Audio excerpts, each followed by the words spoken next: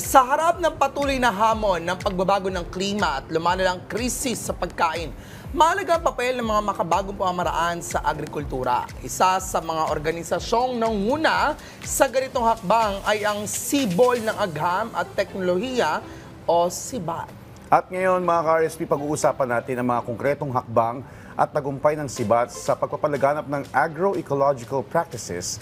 At makakapanayam natin patungkol dyan ang Executive Director ng SIBAT na si Miss Estrella Catarata at ang isa sa board member ng naturang organisasyon na si Miss Ana Oliquino Abasolo. Magandang umaga po at welcome sa Rise and Shine Pilipinas. Magandang umaga sa Rise and Shine at sa mga nanonood. Alright. Yeah. Welcome back, ma'am, and welcome po dito sa Rise and Shine Pilipinas. We want to know, ano pinayunin itong Sibol ng Agham at Teknolohiya o yung tinatawag nating SIBAT, which is I think more on making sure the development of different agroecological practices. So baka pwedeng banggitin nyo rin po itong agroecological practices in layman's perspective para alam din po ng ating mga kababayan.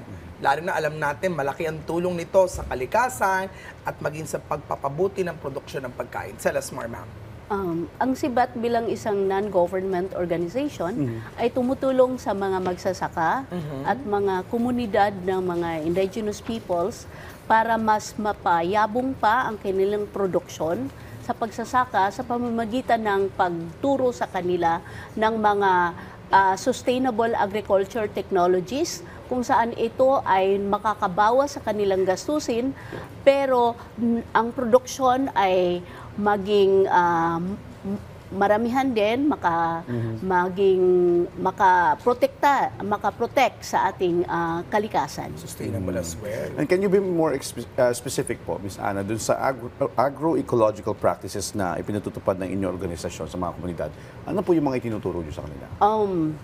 Perhaps my colleague here, si Ma'am Ana. the agriculturist. Oo. So yung mga technologies natin para sa, kasi tinatawag natin siyang sustainable agriculture. So dapat ito ay nakakaprotekta sa ating lupa, Okay.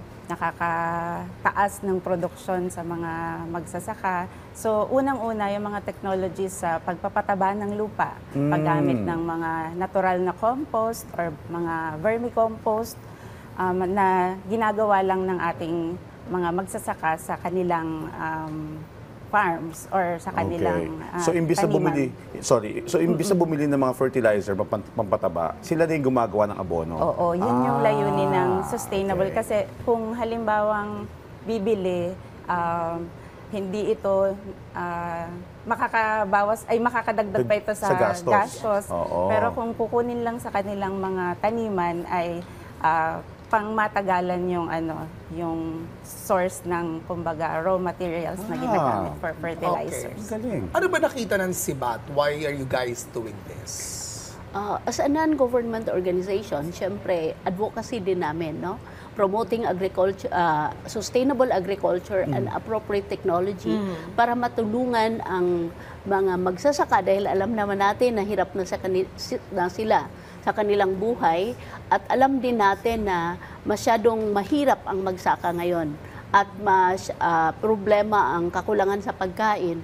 So kaya sa pamamagitan ng sustainable agriculture practices, ang pagsasaka ay makikita natin na mas feasible pala ito at kinakailangan natin kasi hindi lang nakakatulong sa mga magsasaka, pati din sa atin na mga konsumidor na ang kinakain natin na pagkain at least sigurado tayo na safe from toxic chemicals and fertilizers. Kasi nga, ang ginagamit na fertilizer, galing din doon sa mga pananim. Natural.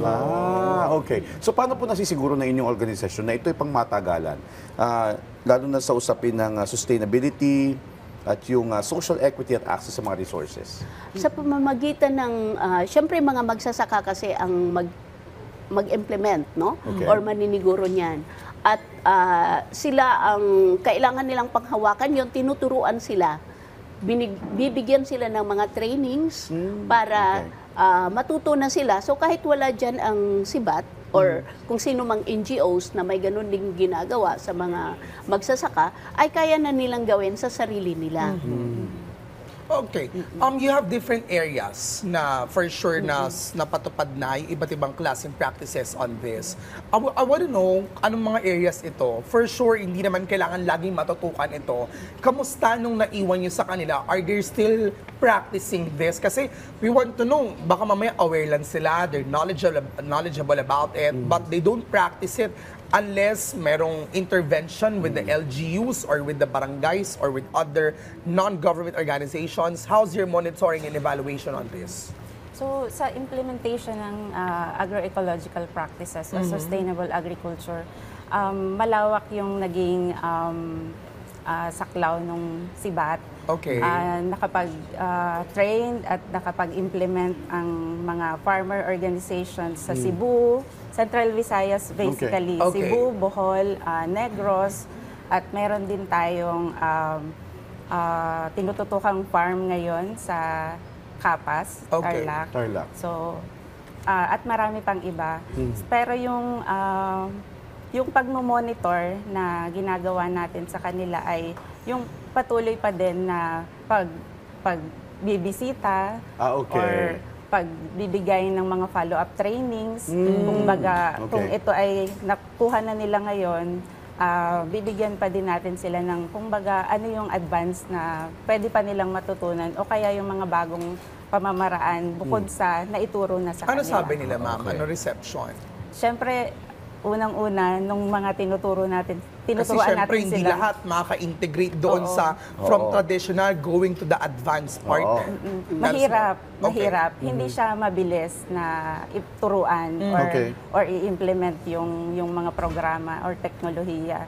Pero kaya kailangan nakatutok yung SIBAT. Merong mga staff na talagang sa umpisa ay nakatutok sa kanilang kung paano tuturuan, kung paano gumawa ng So, fertilizers. naka-adjust naman sila. Oo, yes. Okay. How about the remote areas po? Meron po ba kayong target na puntahan? Kasi, syempre, may mga agricultural provinces, pero meron po mga remote areas na nangangailangan ng ganito. Medyo remote talaga kasi we're talking of farming communities in Cebu, Bohol, and Negros Oriental, and also in Cordillera areas. Sa simula, mahirap. Mahirap talaga dahil nasanay ang mga magsasaka sa yung chemical farming. So ngayon, tuturuan mo sila uli. Tapos, sa simula, parang hindi sila basta-basta makumbinse. Pero later on, nung makita na nila na maganda pala ito. Effective. Oo, at bawas gastos din sila. So, dahil nung nakumbinsi na sila, hindi na namin kailangang at pwede silang turuan para magturo sa kapwa magsasaka. Ano pong banggit ng Department of Agriculture about this? Were you collaborating with them, or did they see what you guys are doing? Are they trying to have an intervention with this as well with other farmlands here in the Philippines? Tell us more. In the case of Tarlac, because we have our demonstration farm there, the Department of Agriculture is cooperating with us, and we are also reaching out to them para magkatulungan, lalo na sa pag-promote ng mga sustainable agriculture products na mga na may bintaha talaga ito, na ito ang konsumuhin natin kaysa yung mga produkto ng conventional farming, to encourage more farmers to really shift back into sustainable agriculture practices. So depende din sa lugar, depende sa kung saan, like konkreto nga sa Capas Tarlac, ang Department of Agriculture is very much promoting also of sustainable agriculture Sa practices. Visayas, hindi masyado. Sa Visayas, depende sa LGU. LGU naman. May mga LGUs. Kasi may agriculture local. Yes, oo, kasi localized, decentralized naman. So, we have to reach out to them. We always reach out to them. And there are, of course, na mga officials ng Department of Agriculture who is also very supportive of the advocacy. Ma'am Ana, tanong ko lang po. So, kung ikukumpara siya sa mga traditional fertilizers, would you say na mas effective itong raw materials na ginagawang abono? Oo, mas effective In terms ito. of number of or quantity of production? Sa umpisa, hindi ito makikita. Kasi ang dahilan ay matagal na kasing nabugbog yung lupa natin ng mga chemical okay. na abono. No? So, kung mag-uumpisa tayo na gumamit ng mga lokal na materials para sa paggawa ng abono, dahan-dahan itong mag-accumulate hanggang in the long term ay hindi mo na kailangan gumamit ng chemical. Napataba na din yung lupa. Hanggang sa mag-adapt na yung Hanggang lupa. mag-adapt yung lupa. Maraming salamat po, ma'am, sa pagbabahagi sa amin ng mahalagang impormasyon patungkol sa usapin na ito, Mrs. Shelia Catarata at Miss Ana Oliquino Abasolo. Thank you so much, ma'am. po. Maraming salamat, Rise and Shine.